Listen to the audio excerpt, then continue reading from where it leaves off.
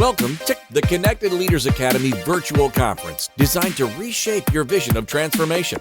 As we navigate the evolving business landscape, our speakers will unveil innovative strategies to manage and initiate change.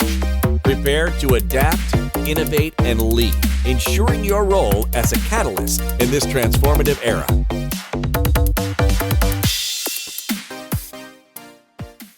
Have you ever taken that first sip of coffee in the morning and instantly felt like a new person? I know it happens for me every single morning, but what if I told you that creativity works the exact same way? Hi, my name is Javier Santana. No relation to Carlos. I said this earlier today, but I'm what you might call a creative thinker, imagination igniter. I also have three beautiful daughters who are my inspiration and my pride and joy.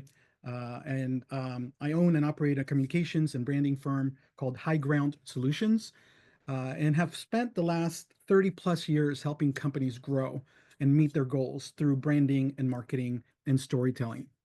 So I'm also launching an apparel brand later this year, as well as a coffee company. So I am one of those serial entrepreneurs. So if there's one thing that I love as much as creativity, it's coffee. So I'm pretty busy right now. So anyway, let's go ahead and jump into it. Enough of me. We're here for you. And I want to talk about two words today, creativity and imagination. Those two words, they are, in my most humble but honest opinion, two of the most important words in the world. These powerful words, they drive innovation and they drive growth and they drive expansion and breakthroughs, as well as reboots. And they're the beginning of anything that's created, an idea. They're catalysts for ideas. So I personally hold these two words in very high emphasis, as you might say, because I've already been saying them over and over again, and in reverence, because with them, anything is possible. So look, there's a lot of people I'm sure that drink coffee here, but I relish these words like a very good cup of coffee. You know, you coffee drinkers know exactly what I'm talking about, because there is such thing as a bad cup of coffee. But when you have that really, really good cup of coffee, you know what I'm talking about. And look, if you don't like coffee, I can't help you. Hang out, you'll get the point that I'm trying to make here. But think about it. You take a sniff, picture that, smell that cup of coffee. Um, and then also take a sip, virtually, obviously. Feel the warmth, the aroma, the flavor, kind of when it hits your taste buds. You know, when your taste buds start doing backflips, you know, they do for me when I have that really good coffee, right? Can you guys smell that? Can you taste it? That single moment when you first taste that cup of coffee, and all of a sudden your day is 100% better and it's full of possibilities, your whole world. See what happened there? You just used your imagination. And that's the power of creativity. It brings things to life before they even happen. So, you know, my topics seem a little bit broad, but I'm going to clarify this. You know, sip, imagine, create. You can see where I'm going with this. You know, the essential ingredients for inspiration and possibility. So stick with me, because by the time that we're done, you're going to see exactly how all of these ingredients come together to fuel transformation and ultimately reboots and breakthroughs, whether you're in business or in life or your next big idea that you're trying to get off the ground. Okay, so let's get going here. Creativity, I'm going to tell you what it is and what it isn't. Creativity isn't something only artists and inventors have. A lot of people think that. It is also not an exotic power. We all have it. Many people think creativity is binary. You either have it or you don't have it. And that couldn't be further from the truth. The lie that we've been sold for some reason is that creativity is a gift reserved for those that are talented. And that's false. Creativity isn't not a gift. Creativity is a muscle. And if you don't use it, it weakens. So what I'm trying to say is everyone's creative. Not everybody's artistic. However, everyone's creative.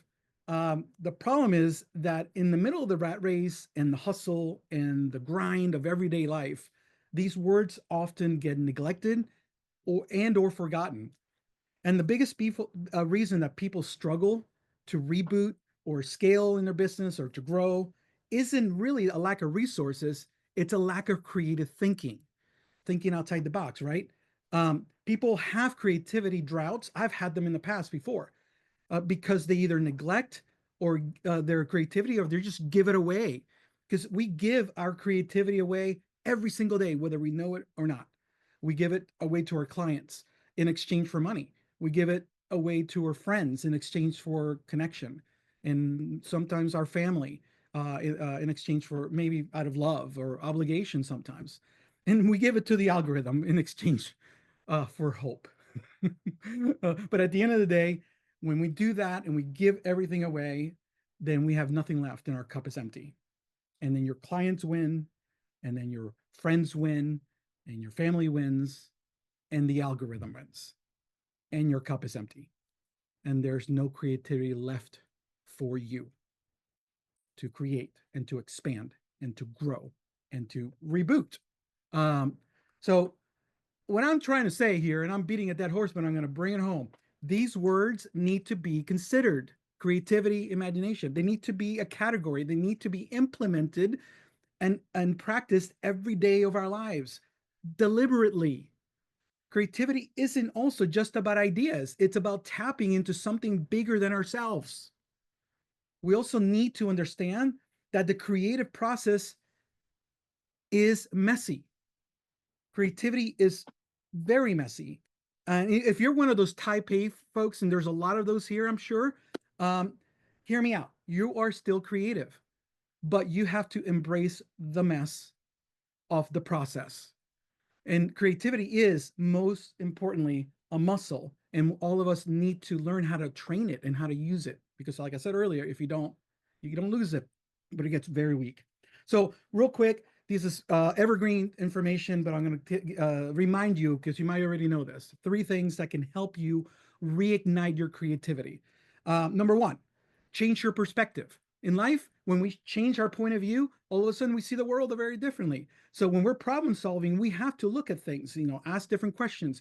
Why, instead of saying, why is this happening? You can always say, what else could be happening here? Changing your perspective, your altitude, and how you look at things changes the way you look at them, which changes the way we can approach solving the problem. Number 2, stop pressing. Now, that's just a big one for me, because I always say, I used to play baseball in college, and you hustle, right? There's a difference between rushing and hustling. You got to want to have a pep in your step, but when you press, you make mistakes. So you need to give your subconscious time to work.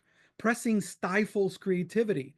So you got to go back to you go back to your defaults. When you start pressing, you start applying the negative pressure, when the pressure is on. So the goal here is to make sure that your defaults are good habits, not bad habits. And I'm going to explain that in a minute.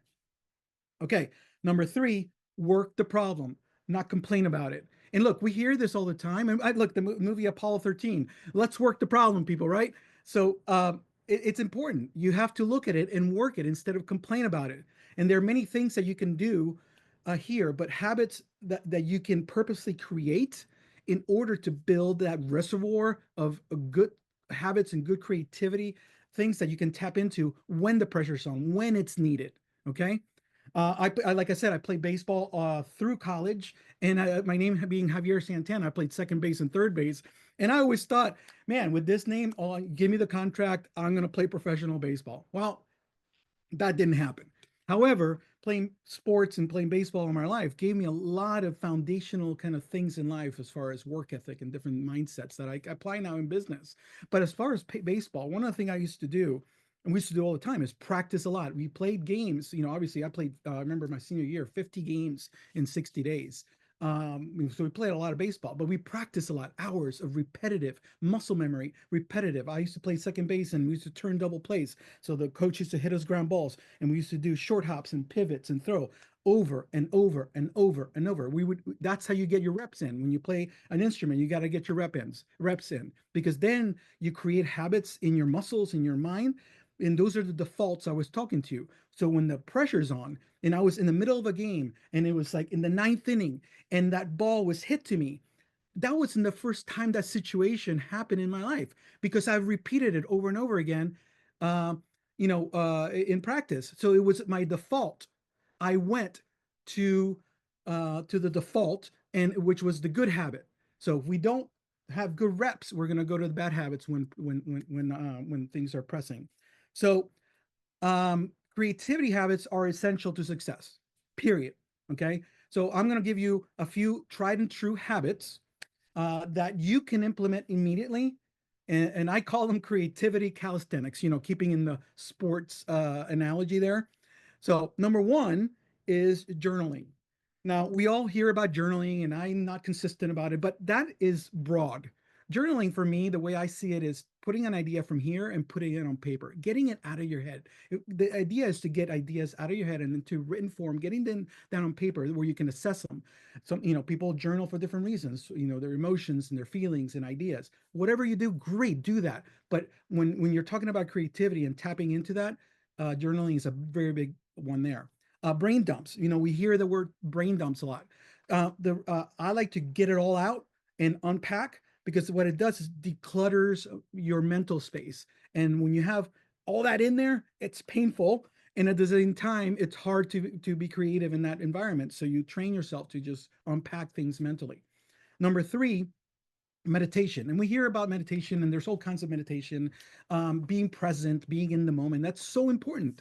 I've done all kinds of things like that. But in regards to context here, your creativity needs space. In order to do that, you need to practice solitude. I love several speakers I've heard them talking about living in the moment and being in the now, and being and finding ways to kind of be on your own. And that's very valid. When you're trying to seek those places in your subconscious, it's good to kind of unplug from the matrix, per se, right? I say downshifting. Everybody's in fifth gear all the time. Sometimes you got to downshift and slow down enough in order to kind of regroup, you know? So a lot of people are living in anchored in the past, and they're too focused in the future, and that's important with your goals and there's in your aspirations. But don't forget today. Don't forget now. And that's where you practice solitude, and where you can kind of find your creativity there. Number four, learn something new. And that's just pretty cool, because the science behind it is you're creating new neurons and pathways in your brain, but new inputs create new ideas. Learn an instrument, start painting, read a book, learn something new. It's easier these days than ever. Number five, take breaks, explore nature. Like I talked about practicing solitude, but you have to unplug. You have to get outside, clear your mind. That's another way to do this. I always say getting away to get it together. And I don't have to necessarily go on a trip very far, but I can take a drive, break my monotony of being behind this desk all day long, every single day. So the next one is ask better questions. The better your questions, the better your answers. But you need to be curious. That's the point here. Curiosity fuels creativity. So ask better questions. The better questions you ask, the better answers you're going to get with from your even yourself, your self-conscious. Okay, and the last one here is play. Be playful. That is a core value that I've adopted in this part of my life. I'm 54 years old now, and I grinded and hustled my entire life, raising three daughters, and play is something we forget. Adults forget to play, and play sparks imagination. So play, be playful. Okay, don't take yourself so seriously, folks. I've done it for many years, and I'm done doing that. Okay, excuse me. So, so I'm going to give you an example of creativity in action. I'm going to bring this home. So, in the Bible, Jesus speaks in parables because he tells a story, and that's how people remember things. So, in my case, I'm going to describe a movie scene that we might have seen, but it's going to bring home the point here. Okay, so Indiana Jones and the Last Crusade. That's the third of five. The first three are really good. The last two, but this is the third. It's the one with Sean Connery, and Sean Connery played Indiana Jones's father, or Harrison Ford, who played Indiana Jones. And there's a scene in the movie where Sean Connery had been kidnapped by the Nazis, and it was in this castle in Germany. Indiana Jones went to rescue him. They got him. They escaped. They got in a car, and they were being chased by an airplane. And at some point, the car kind of a bomb hit in front of them. The car went into a ditch. They got out. They were okay, and they were running, and the airplane was circling back. So now they were found each other on a beachhead, and there was no cover. And this plane is coming down to shoot them and kill them. Now you have father and son. The son start panicking. Even though Harrison Ford and Indiana Jones is really cool, in this case he didn't know what to do. Sean Connery, dad, for some reason had an umbrella in his hand. I don't know where he got the umbrella. Maybe that's what the director wanted him to do, but he grabbed it from the car and he had it with him. And he looks up at the plane. He looks at his son, and then he looks down at the beach, and there's this flock of seagulls, hundreds of them.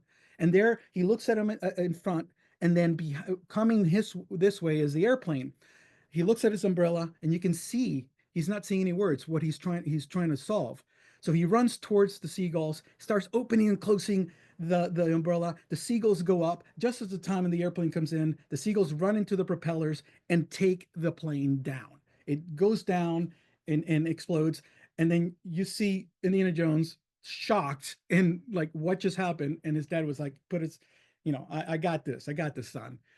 What's my point here? Well, creativity is about taking bold action before you see the path clearly. Now, he went to the pressure was on. His default was to think through it and solve the problem instead of panic. Two different responses based on how they've exercised a creative muscle in the past. So there's a story there for you to kind of munch on. Great movie if you haven't seen it yet. So the point here is when the pressure is on, he had a well of creativity to tap into. So the biggest barrier I see in creativity, it's not it's not drinking enough coffee. Okay, sorry, just kidding. On a serious note, the biggest barrier is fear of being wrong. And a lot of us have that. We have run into that in the past where we just afraid. So that freezes us, right? But to live a creative life, we must lose fear of being wrong. And I personally am very thankful that at this point in my life, I'm okay with not being right, especially with having three daughters. So I'm very comfortable with it. I wasn't for the longest time. But if we're close minded, we've already lost. And the only wrong answer here is doing nothing. So do something and learn and adapt and make adjustments. Okay. So, excuse me, at the heart of creativity is meditation. And I talked about a little bit about meditation. There's all kinds of meditation, but it's not just meditation, the one about centering ourselves, which is important, and breathing and all that. That's really good. I do that too. But it's also in meditating with the one, in seeking the one who created us, is my point here. In God, right? I said earlier, like creativity, I didn't. It's about thinking outside the box. I also always say it's also about questioning the box, but if I take it even further, it's about seeking the one who created the box in the first place, and that's where the source of creativity is. It's really important that we tap into that because that's when we open things and we don't close opportunities. We're not and like I said earlier, if we're close minded, it's very difficult to move on. So in life, we're all explorers and we're all artists, whether we think about it or not. We are. We're all students and we're all teachers, and we're also all poets in some capacity, and we're all experts in something. The best explorers and the best artists and the best students and the best teachers and poets and creators and innovators and the best leaders are not afraid to fail. So, what I want to do is real quick switch around the other way and give you some indicators, symptoms maybe that you might have. So, evaluate yourself here. Self awareness is important here. And if you have any of this or any combination of these, it's a sign that you need to rethink your think and kind of consider creativity and imagination as part of your everyday life, because that could be stifling your creativity. So the first one is doom scrolling. We all scroll. Very, very, we can't avoid it, but there's a difference. We know the difference between scrolling and doom scrolling. Sit there and 2 hours goes by. That's a sign. Zombie taskers. Look, there's a lot of people that have lists up and down, all kinds of to-dos and spreadsheets and PowerPoints, and don't do anything. They just sit there and plan without doing. That's a problem. Um, Another sign, are screens consuming you? Today, screens are consuming me. I have like three right around here, but monitor this, because if you're the lord of their screens, or is the screen your lord? Big difference. That could be a sign. Overthinking. I'm historically this person, not anymore. I've been I've been healed of overthinking. But that creates mental clutter. And those are also signs that you're keeping too much in your head. And this is when you need a brain dump. Get it out of there. Put it down on paper. Have a conversation with something. Just unpack. Um, uh, who here fears a blank page? A lot of people fear a blank page because, um, it's exhilarating for me, but for others, it's paralyzing. So just, you need to break through those blocks and not be paralyzed by these things. All right. So I'm bringing it home, folks. I'm going to give you a few quotes because don't take my word for it about creativity. Creativity is nothing but a mindset free. Tori Asai said that. Everything that you can imagine is real. Pablo Picasso, pretty creative guy. You can't use up creativity. The more you use it, the more you have it. That's Maya Angelou. Creativity is intelligence having fun. Albert Einstein. Okay, I rest my case. um, a great author, Elizabeth Gilbert. I love this one. A creative life is an amplified life. It's a bigger life. It's a happier life, an expanded life, a hell of a lot more interesting life. Love that one. So when we realize that we're all creative, no matter who we are or what we do, because you are, even if you don't believe that, we can then tap into that explorer self of ours. We can tap into that artistic self, and we can tap into our student self and our teacher self and our poet self. And then we're ready to use our expertise to have our breakthroughs and our pivots and our reboots in our lives, and also bless others and help others and have that impact that we always talk about in the lives of others, because we cannot give something that we don't have. So you are creative. It is who we are that makes us creative. It is how we interact with others and how we react to our situations and to what's around us that makes us creative. So believing is the beginning of a beautiful journey and of discovery towards your reboot. It starts with creativity and with imagination. Those words have to now become verbs and not stay a noun. Okay, there's a big difference. You have to act. I encourage you to have the courage to get messy. And this is your reboot, folks. Sip, imagine, create. Let's get creative. And I want to challenge you, before you look outward for answers, look upward first. And remember, life is too short for a cup of coffee, boring ideas, and staying stuck in the past.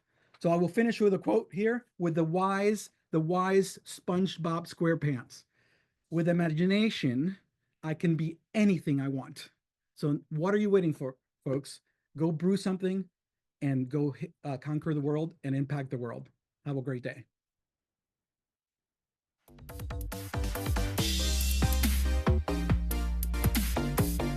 Thank you for participating in today's enlightening session. As we transition to our next expert, remember that each strategy and insight is a step toward becoming a transformative leader in your field.